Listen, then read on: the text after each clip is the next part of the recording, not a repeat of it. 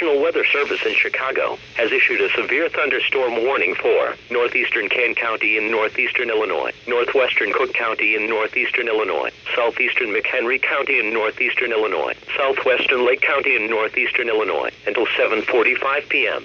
At 7:12 p.m., a severe thunderstorm was located over Gilbert's or near Sleepy Hollow, moving east at 40 miles per hour. Hazard, 60 miles per hour wind gusts and quarter-size hail. Source, radar indicated. Impact, hail damage to vehicles is expected. Expect wind damage to roofs, siding, entries. Locations impacted include Elgin, Arlington Heights, Schaumburg, Palatine, Mount to Prospect, Hoffman Estates, Buffalo Grove, Carpentersville, Wheeling, Algonquin, Rolling Meadows, Lake Zurich, Barrington, Long Grove, Sleepy Hollow, East Dundee, Lake in the Hills, Huntley, Prospect Heights and Hawthorne Woods, including the following Interstate 90 between mile markers 22 and 23, and between mile markers 25 and 33. This includes Harper College. For your protection, move to an interior room on the lowest floor of a building.